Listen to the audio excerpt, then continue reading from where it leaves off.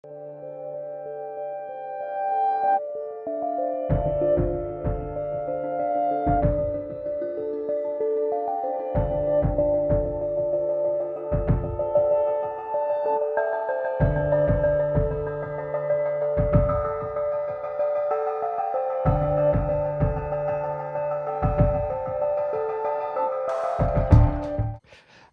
I'd like to thank everybody to coming to this conference on wave spectral theory and applications.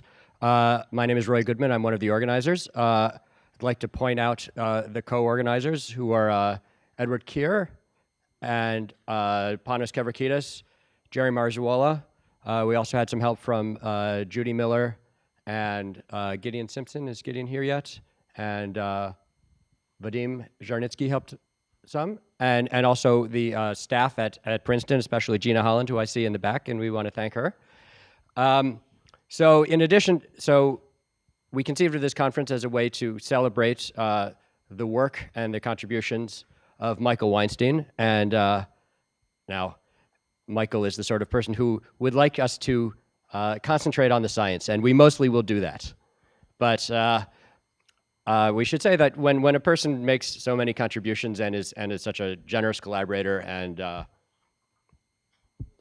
and everyone has positive feelings about him, then you can't help wanting to do something like this on an occasion like this. So I'm just going to say that I was fortunate enough to be a postdoc with Michael for 2 years at the turn of the millennium, and I'm very glad I did, and he's been a good friend, and glad to know him and his family. Okay, then we should get started with the talks. Our first speaker today is Charles Fefferman from excuse me, from the math department here at Princeton, and he's going to be speaking on mathematics of graphene and its photonic analogues. There it is. Please note the 19th century technology. However, graphene and its photonic analogues are definitely not 19th century technology. They're very interesting topics in physics and engineering. And I would like to explain in this talk some, at least to state, and maybe hint a little at the proofs of some rigorous theorems about these topics. Now, okay, one reason to pick this topic is that it is joint work with Michael Weinstein and James Lee Thorpe. Does James happen to be here at the moment? Hi. So it has been a great pleasure working with them. I've learned what little physics I know from talking to them. This talk is my attempt at a solution to a difficult problem of rhetoric. Namely, owing to the breadth of Michael's interests, there are people here who have probably never thought for 5 minutes about graphene and its photonic analogues. And on the other hand, there are people who are tremendous experts on the subject. And I don't want to think about where I sit in this spectrum. So what I will do is give an introduction that I think everybody can follow to what the problems are about and the statements of the main theorems, and if there is time, I'll give some hint of the proofs. Okay. So first let's talk about graphene and photonic analogues. So the graphene is a two-dimensional material. You take I guess the original method of manufacture was to take the lead from a lead pencil and put it on a piece of glorified, or maybe not even glorified, Scotch tape, and pull, and then you get one layer of atoms from the graphene of the pencil. This is a material with remarkable properties. Now, why does the material have remarkable properties? Well, let me pick out two fundamental points. One has to do with the dispersion surface. Okay, so if you're an expert, you know what that is. I'm not even going to assume that you know what a dispersion surface is. And so roughly speaking, it gives the relationship between momentum and energy. And in freshman physics, the kinetic energy is proportional to the square of the momentum. Thank you. Okay, but it turns out that graphene and its photonic analogues have the remarkable property that in the neighborhood of some suitable point, that actually the energy is proportional to the first power of the size of the momentum, at least modulo smaller errors, and this means that that the physics of, let's say, an electron traveling through graphene is strikingly different from an electron traveling through on a normal two-dimensional surface. In particular, it behaves like a free particle, a relativistic free particle, for a very long time. Eventually that stops because the dispersion relation isn't exactly like that of the Dirac equation. But for a very long time, electrons pass through graphene as free relativistic particles. That's remarkable. Okay, so Dirac points are the points where the dispersion relation behaves strangely, so that its graph is a cone rather than a paraboloid. And that gives rise to this free propagation of electrons. There's another remarkable phenomenon that I'd like to discuss. These are topologically protected edge states. So we take two graphene-like materials, and again, these are two-dimensional materials. We join them along an edge, and then we see what happens. And what happens is that there are states in which an electron remains concentrated close to the edge for all time. And moreover, this is protected in the sense that if you perturb the potential, it doesn't matter. The electron still stays close to the edge, and basically the story is the same independently of whether the problem was perturbed or not. This is of great interest both theoretically and for technology. Okay, so that's graphene and its photonic analogues. Now, how about mathematics? Well, all right, so we're going to study Schrodinger equations, Schrodinger operators in 2 dimensions where the potential V is periodic with respect to some period lattice in the plane. Okay? So the mathematics has to do with the properties of such Schrodinger operators. But moreover, this lattice, lambda, is not just any lattice.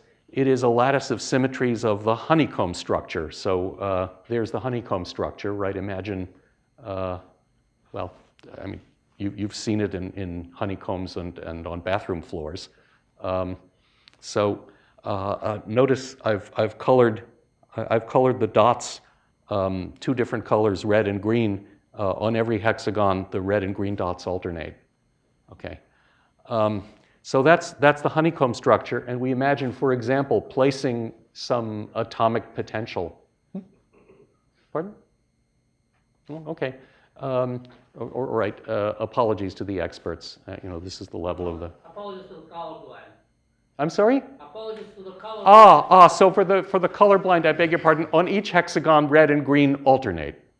Okay, and that uniquely up to a Z2 action that completely characterizes the coloring. Okay, oops. Okay, so that's the honeycomb structure. There is the honeycomb lattice, which is simply the group of translation symmetries of the red dots, or equivalently of the green dots. Okay, and in fact, I don't know how clearly it shows on the slide, but I've even written down in coordinates what 2 basis vectors are for that lattice. That's a special lattice with good properties that we'll exploit. Okay, so here's the dual lattice. A point belongs to the dual lattice if its inner product with everything in the original lattice is an integer multiple of 2 pi, and I've written down a basis for the dual lattice. Okay? Now we're going to be doing Fourier analysis of Schrodinger operators with potentials that have the symmetries of the honeycomb, and therefore we will want to study this dual lattice. They will play the role of frequencies, and so let's see. And so I want to introduce the Brillouin zone. And the Brillouin zone is simply a fundamental domain for the plane modulo the dual lattice. And here, what I've done is to pick, I think this is the textbook example of the Brillouin zone. There's a lot of arbitrariness, but one usually picks this one, I think. It's, as you see, it's a hexagon, and simply it's the set of all points that are at least as close to the origin as to any other point of the dual lattice. And I've indicated with typical thoroughness 5 of the 6 nearby lattice points that define the boundaries of the Brillouin zone. Okay? Please stop me if anything is unclear, but I think I'm in danger of going too slowly rather than too fast. Okay. Okay. Now the whole picture, the red dots, the honeycomb lattice, the dual lattice, the Brillouin zone, everything, these things are all invariant under a 120-degree rotation about a suitable origin. Let's call that rotation R. And there is then some Fourier analysis one can do with respect to that simple group of order 3 generated by that rotation. And that plays a basic role in the proofs, which I may not get to, but I think it would be terrible not to mention that rotation, so there it is.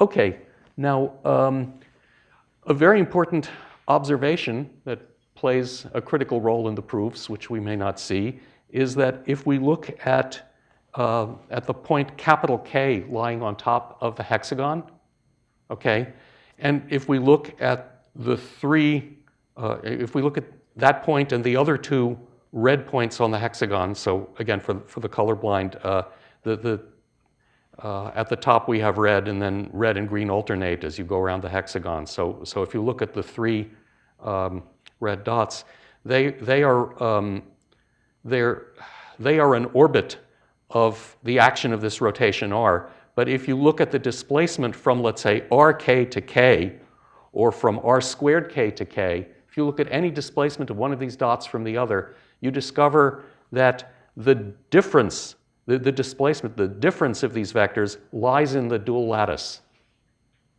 But the points, the individual points themselves do not lie in the dual lattice, okay?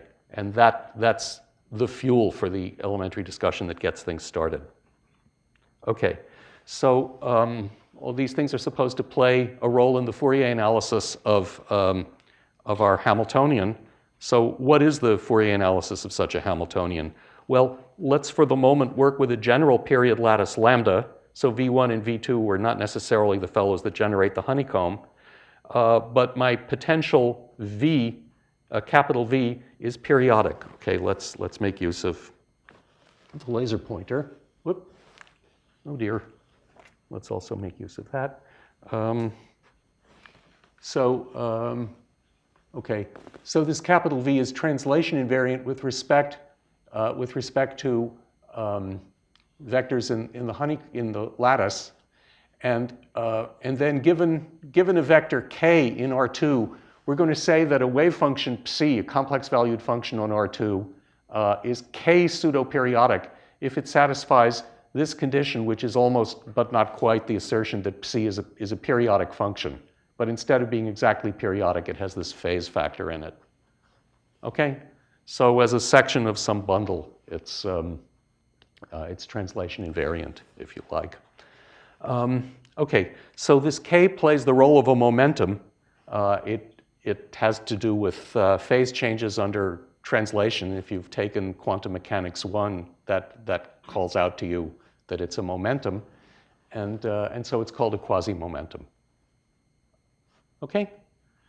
All right, now so what? Well, all right, we're about to find out so what, but first let's just do a little housekeeping. So if psi is pseudoperiodic, then its absolute value is completely periodic because the absolute value kills the phase factor. And so we can talk about an L2 norm, and you see the formula there. You just integrate over a fundamental domain of R2 modulo the lattice lambda. So now we've got ourselves a Hilbert space, L2k or L2k of R2, and that's the Hilbert space of all wave functions that are pseudo-periodic with quasi-momentum k. Okay? So what? Well, oops, still not quite ready to say so what. Notice that if two quasi-momenta are congruent modulo the period lattice, if the difference between them belongs, to the dual lattice, then K pseudo-periodicity and K prime pseudo-periodicity mean exactly the same thing because the phase factors are equal, because what sits in the exponential differs by an integer multiple of 2 pi. That's the defining property of the dual lattice. So, okay, and therefore we don't need to worry about arbitrary K, we can just look at K in the Brillouin zone. All right, and now now comes the so what. There are two basic facts. First basic fact is that every wave function can be written as an integral of pseudo-periodic wave functions with, as you integrate over all the possible quasi-momenta in the Brillouin zone, as in the slide, okay? So every wave function breaks up as a superposition of quasi-periodic fellows. And on the other hand, if you look at the Hamiltonian that we're studying, minus Laplacian plus V, it maps each such thing to itself. And therefore, the spectral theory of H reduces to the spectral theory of the restriction of our Hamiltonian H to each L2K for each particular K in the Brillouin zone. If we can understand all of those, then we understand the full problem. Okay. Now, for each fixed K in the Brillouin zone, if you restrict the Hamiltonian to that L2 space, then you have a problem with discrete eigenvalues. Think of the case K equals 0. We're talking about periodic functions. Those are functions defined on the torus. That's a nice compact thing. We have a Schrodinger operator on the torus. And the same thing happens for other K as well. And so there's a set of discrete eigenvalues which one can understand asymptotically, and there are the corresponding eigenfunctions, which I'm calling psi1, psi2, etc., of x and k.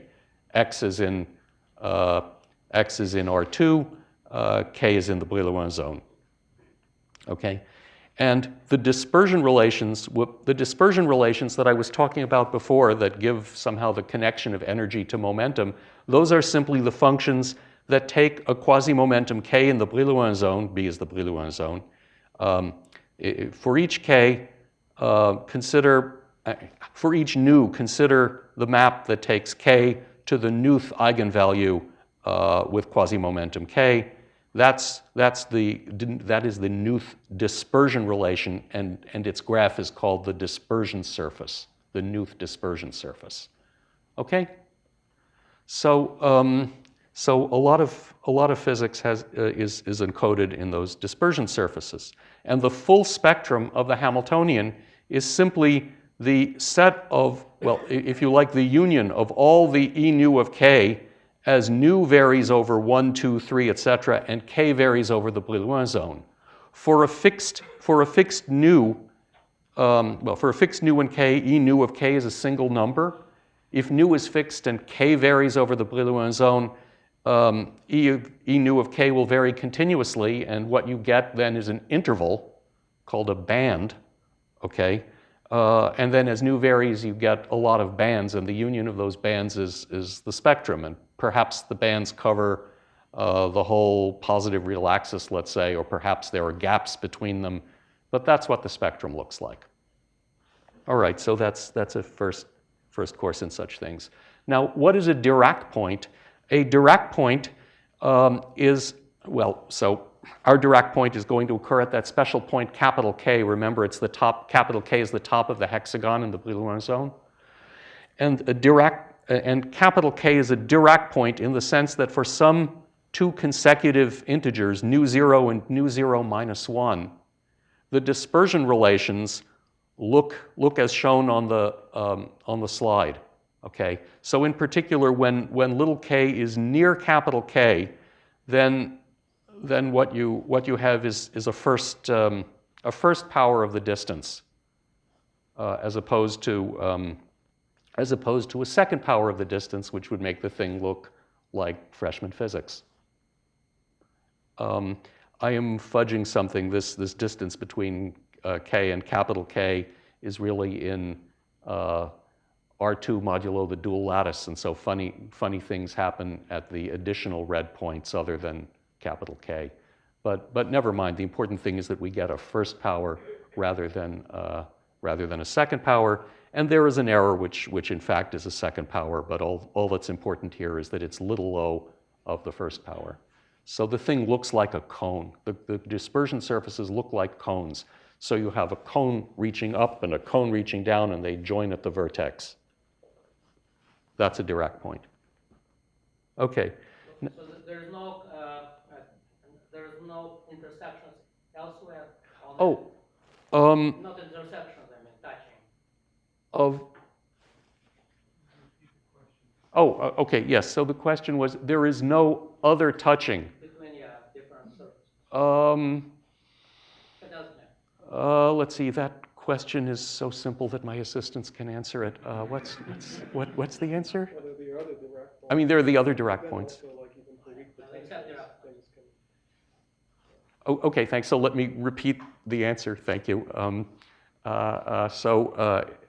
There are the other Dirac points in addition, but also there are additional points where the surfaces can touch. But these are the only points where the surfaces touch like that. Okay.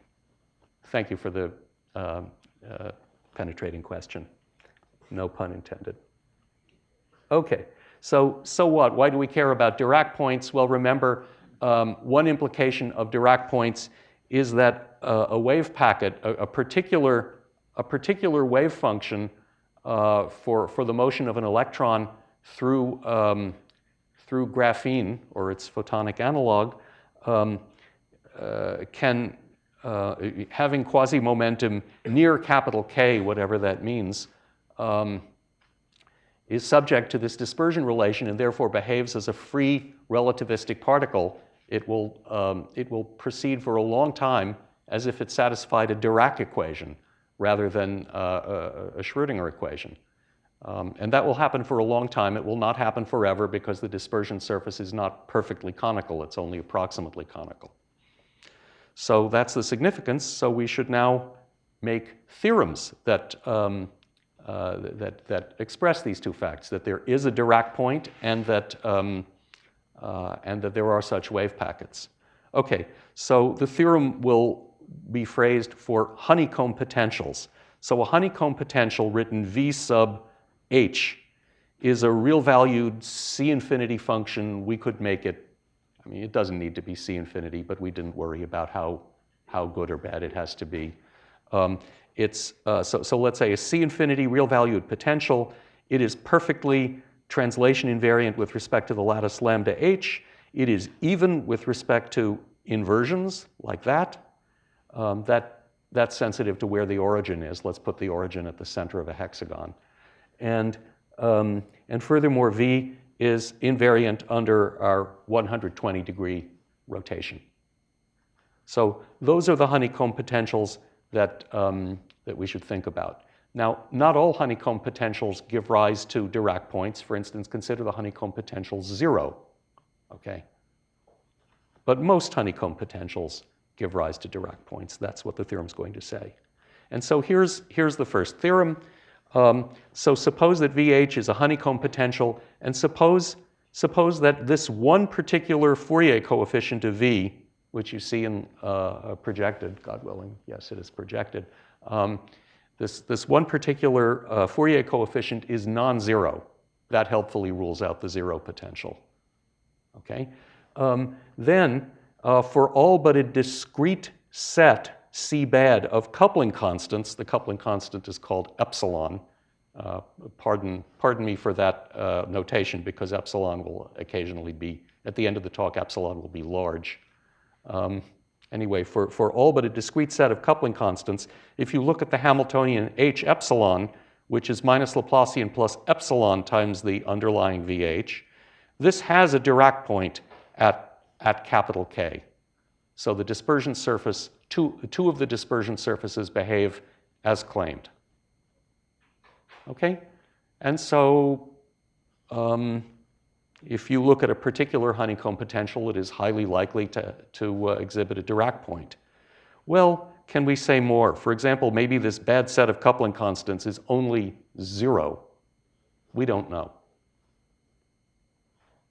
Okay. Now let's talk about the wave packets that propagate approximately as relativistic free particles.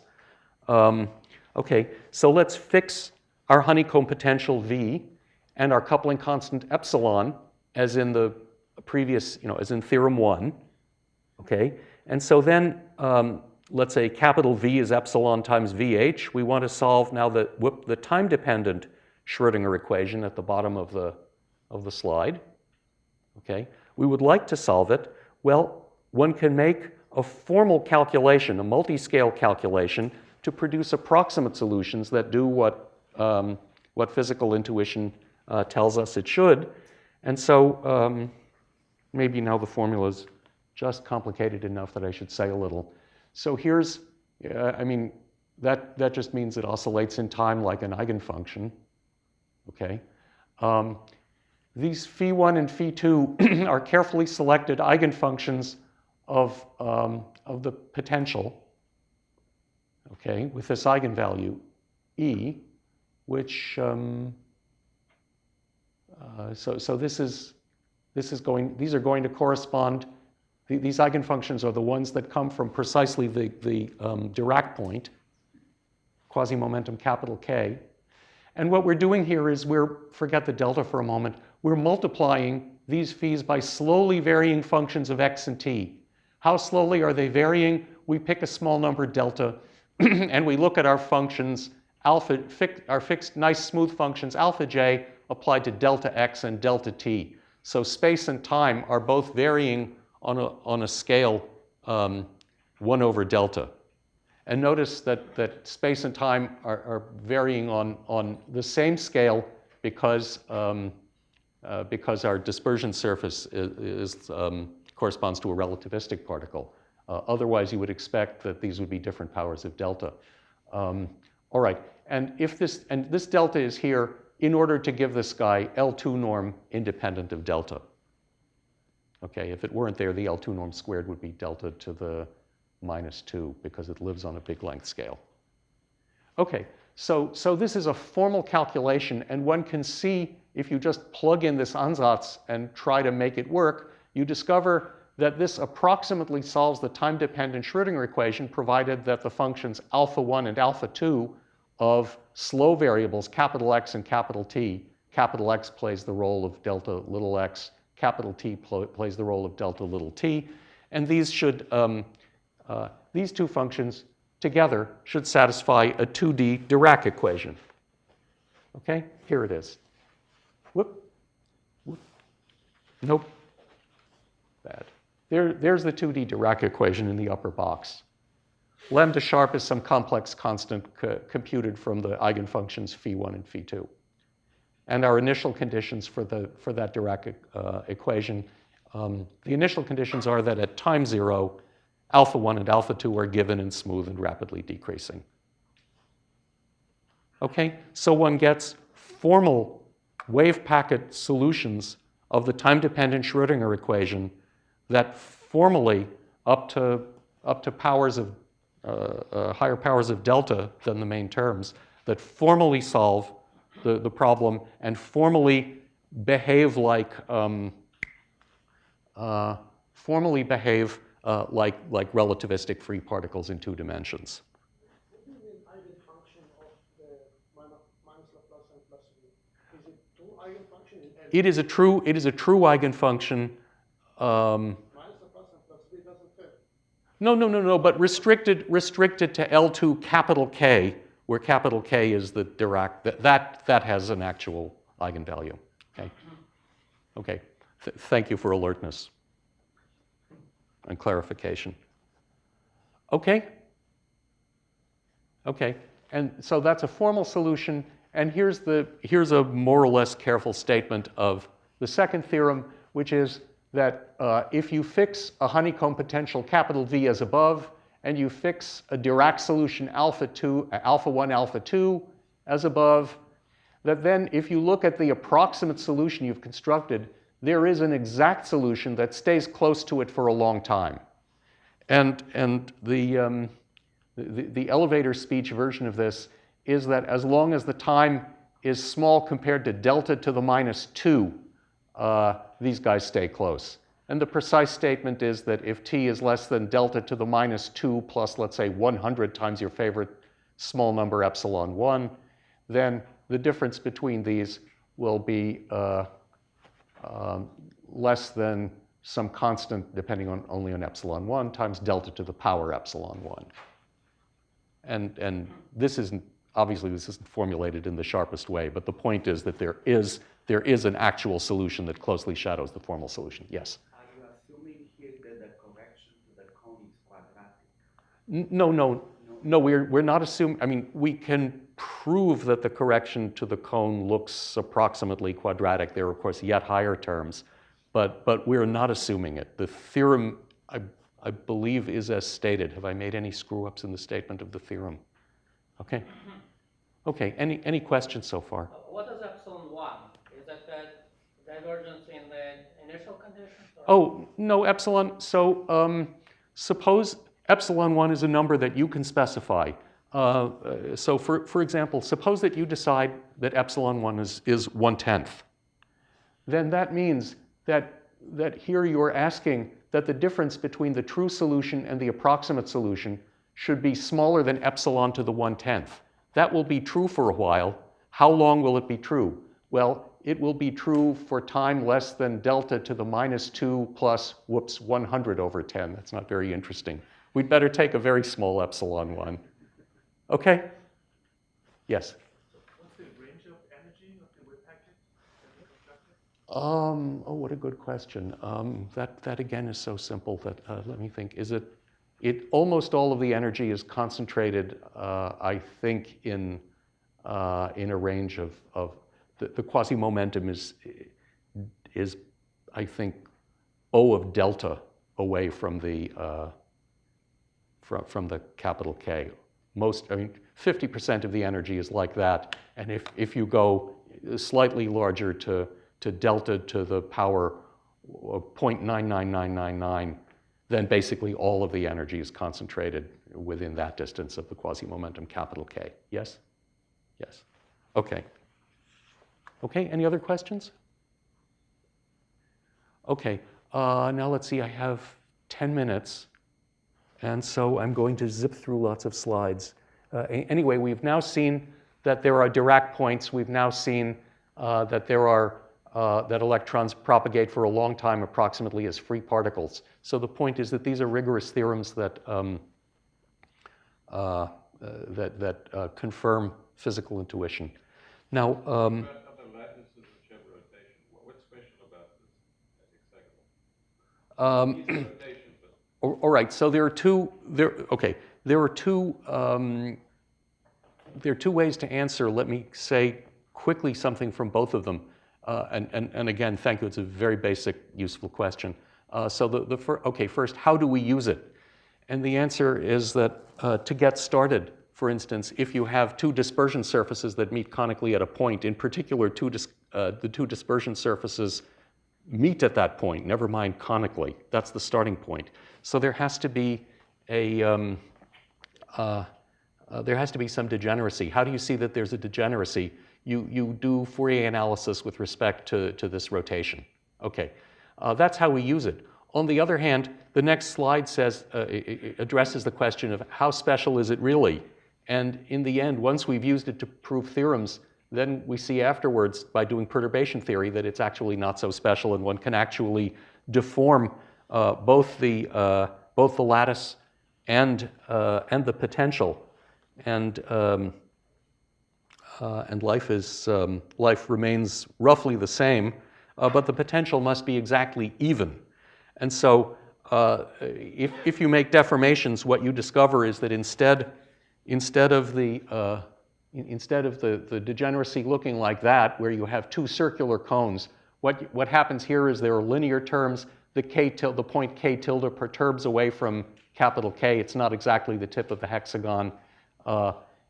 We have linear term which produces a tilt, and this q is a positive definite quadratic form instead of just the length squared to the 1/2. And so we have a tilted elliptical cone instead of an ordinary circular cone. But the basic picture of the degeneracy remains the same even after things are deformed somewhat. But an extreme deformation can destroy this, as one sees from numerical examples, although we don't have rigorous discussion of that. Okay. Okay. All right, all right, never mind that. We're running out of time. Here's what happens if the potential is almost but not quite even. Instead of having the two cones touching as in the Dirac case, you have something that looks sort of like two branches of a hyperbolic paraboloid. I'm sorry, of a paraboloid that, and they almost but don't quite touch. Okay. I have 5 minutes left to talk about edge states, and that's the complicated part. No, I have, when did I start? You started 2 minutes early, but you keep them. Thank you. Okay. Edge states. So what's with edge states? So we're going to take our honeycomb lattice. We're going to introduce an edge. Then we're going to take a potential. Our potential looks. So let's say here's the edge. There's far away from the edge up, and there's far away from the edge down. Okay. Far away from the edge up, our potential is going to look like a honeycomb potential, or anyway, a potential periodic with respect to the honeycomb lattice. Down below, way down below, our potential is also going to look like something exactly translation under the honeycomb lattice. But they are two different potentials. They are not the same, and they join along an edge. Now, how do they join along an edge? We're going to make them join adiabatically along an edge. That is, if we take the edge, we're going to make a small and gradual transition from over there to over there. And that's different from the models normally considered. In the models normally considered, one has, this is something I should have said at the very beginning of the talk, this is a much studied subject, but the studies of the subject usually involve either only numerical simulations or discrete tight binding models, discrete models. And in the discrete models, the way these edge states are normally studied, one imposes Dirichlet boundary conditions, which is not what we do. I think physically well, I don't understand what it means physically. Let me just put it that way. The electron is not allowed to go into this half of space. By making the assumption of adiabatic change, we get fundamentally different results. In particular, one gets topologically protected states in the regime studied typically, and we discover that we were very surprised to discover that our states either are or are not protected depending on the sign of a Fourier coefficient of the potential. As far as I know, that's new. So let me give a brief discussion of the edges. When you have a honeycomb, you can slice it in various ways. This one is called the zigzag. So the diagonal straight line there is the zigzag. In some slides, the zigzag, the edge has positive slope, and in others it has negative slope. But the important thing is the way it touches the hexagons. And the other line that I've drawn is a zigzag line. That's why it's called the zigzag edge. Okay? On the other hand, there is the armchair edge. And there is a straight line that intersects the hexagon in such a way as to produce this shape here. Oh, you can't see when I do that. This guy, this is supposed to be an armchair. You can sit there. And so that's an armchair edge, and it's fundamentally different. And there are lots of other edges. There's another edge. I'm going to consider edges that consist of straight lines that pass through at least two of the points of the honeycomb. One could consider irrational edges that pass through only one, and we have nothing to say about those. Okay. All right. Now I'm going to skip an exact description of what the potentials look like with apologies. Because I'm running out of time and the formulas are a little complicated.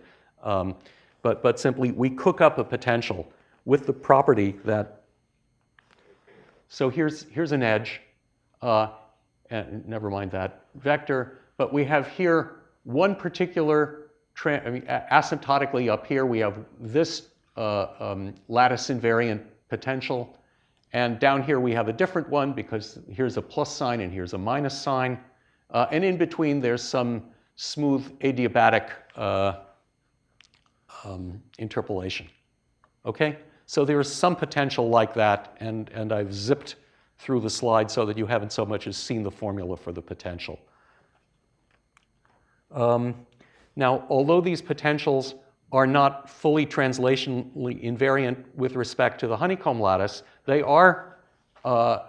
retain some translation invariance. For instance, let's go back to this slide. If you translate along, if this is a lattice point and this is a lattice point, if you shift that way along the edge, the potential is invariant with respect to that.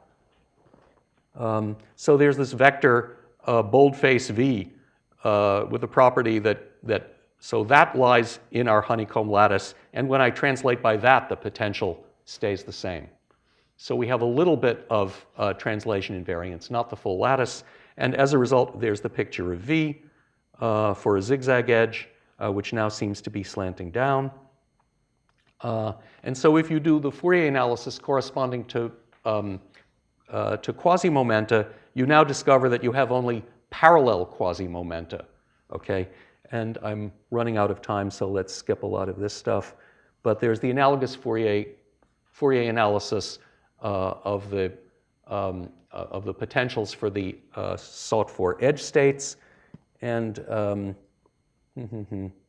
okay, let's quit that. And we're going to focus attention on one particular parallel quasi-momentum. It's the one that is consistent with the point capital K. And if you look at all the full quasi-momenta, those are two-dimensional objects, that are consistent with a particular well-chosen parallel quasi-momentum, you get the green line inside the Brillouin zone. This is for the zigzag edge, okay? So one thing that came out of our analysis that wasn't clear to us originally was that for this problem, the full Brillouin zone is irrelevant, and what's important is the green line. And so you should just look at dispersion relations on the green line. Okay, now question, are there protected edge states for this Hamiltonian? Well, what's an edge state and what does protected mean? Okay, an edge state is a state that has that belongs to L2 for a particular quasi-momentum and is an eigenfunction of the Hamiltonian. That's an edge state. What does it mean that the edge state should be protected? And that's in the eye of the beholder. And for us, we chose that that if we change the particular way in which our potential passes adiabatically from up here to down there, that doesn't change the basic picture. Okay, and so let me. I'll show you pictures to make that a little clearer, but we were surprised to discover that the sign of this particular Fourier coefficient in the slide makes a big difference. And so I'd like to show you my drawings based on the numerics and then state the theorem.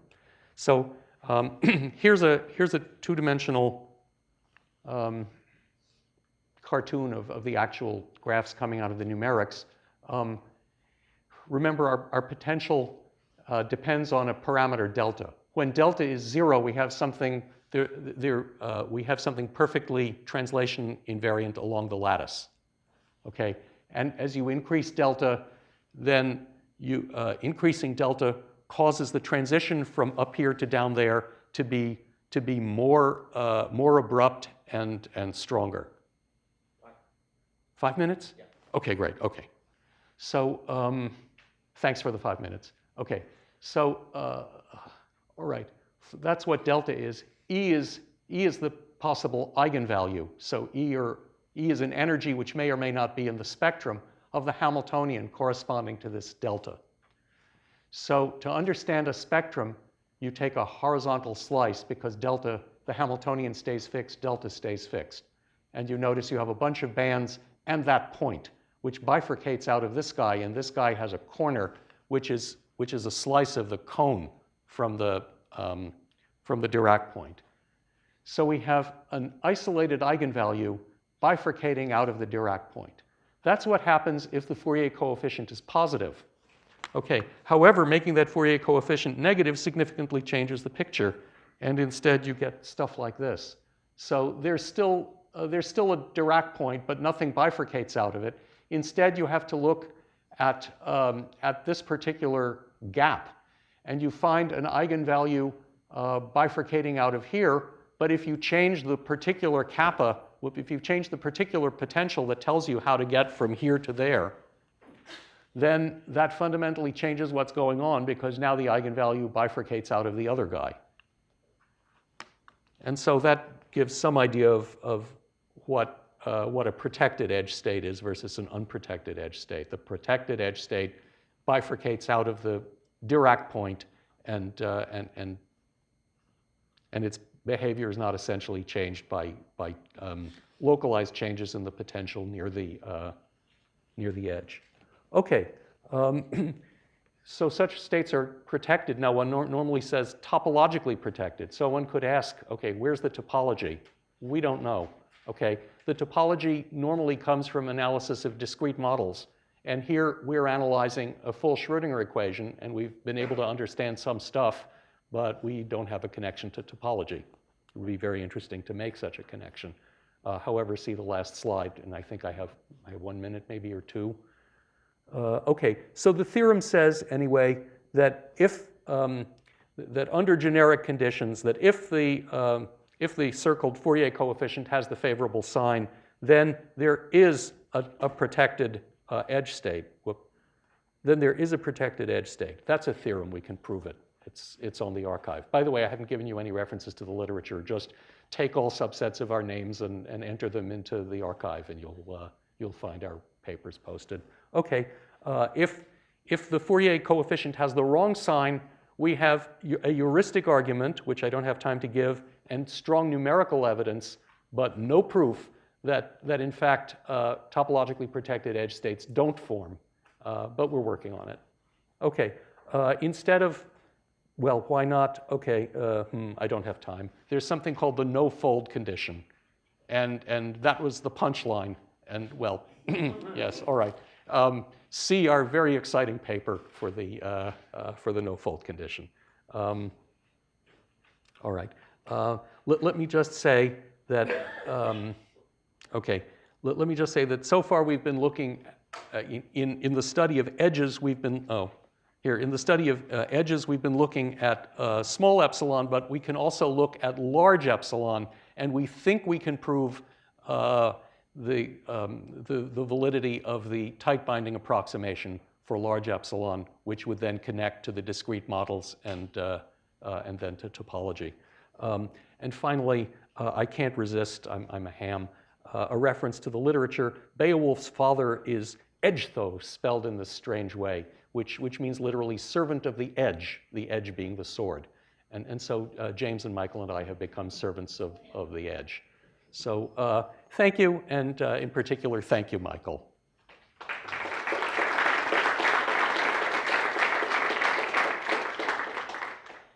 think we have time for a question or two. Stefan? Oh, is this the hand mic? Oh. That's okay, I can yell. Okay. No, okay, oh, let me put it in. Can you do the other mic? Hello? Okay. Here's the other mic. Okay. Is the smooth transition across the edge necessary for the topologically protected states?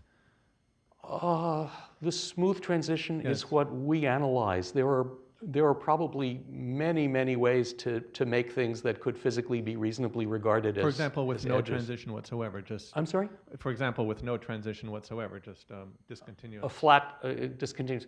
That's a natural model to study. I don't know how one would make it. I know from nothing about experiments. You know. That they do? Yeah. Mm-hmm. Makes sense. And I was just wondering what you meant by adiabatic. Oh, adiabatic means slow. I'm sorry.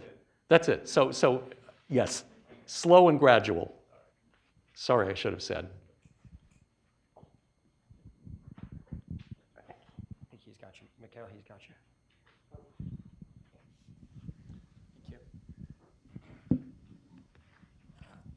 one quick comment, one quick question. I think you actually don't have to go to the limit of large epsilon to analyze the topological nature of these states, that it should work. You should be able to calculate those topological invariants even for small epsilon, intermediate epsilon, so that might not even be necessary to go to the tight binding limit, although that's where they've mostly been studied. So that's one comment. So Okay, so all right. All right, take this with a grain of salt because I don't really claim to know a lot about it.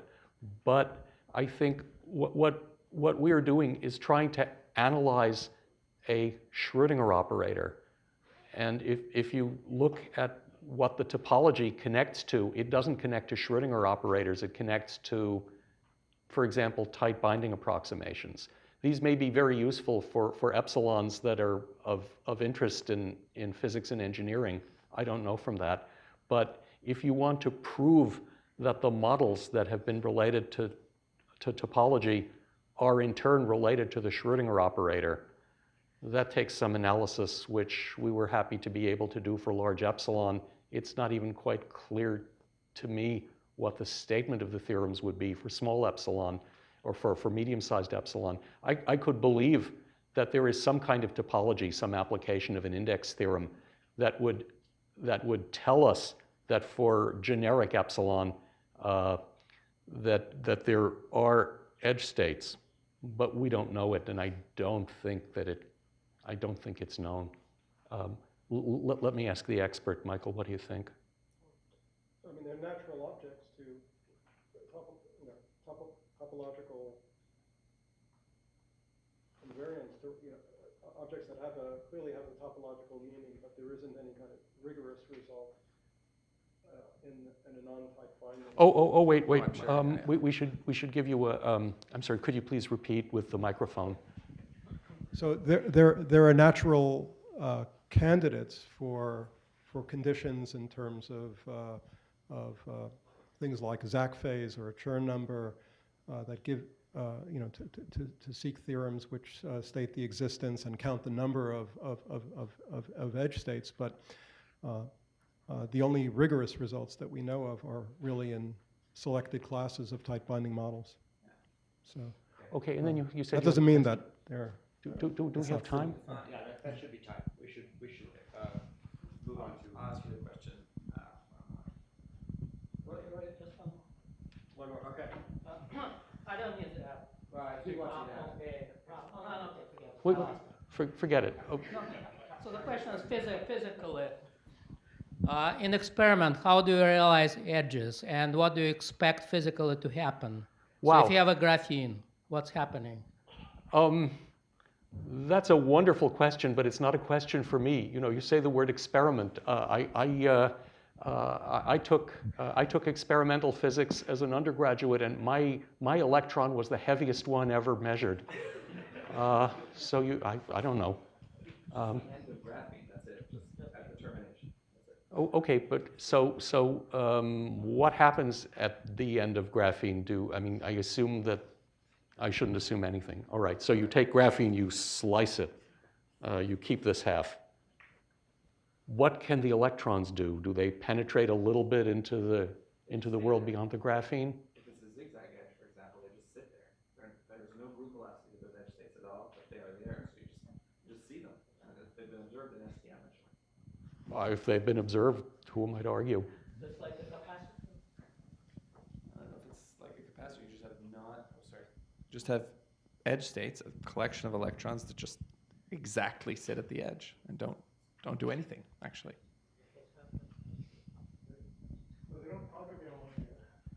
No, because those edge states have zero. Those edge states have absolutely zero group velocity. They're completely flat bands. I think we should have this conversation in smaller groups, and we should move on to our next speaker. So I'd like to thank Charlie for his talk.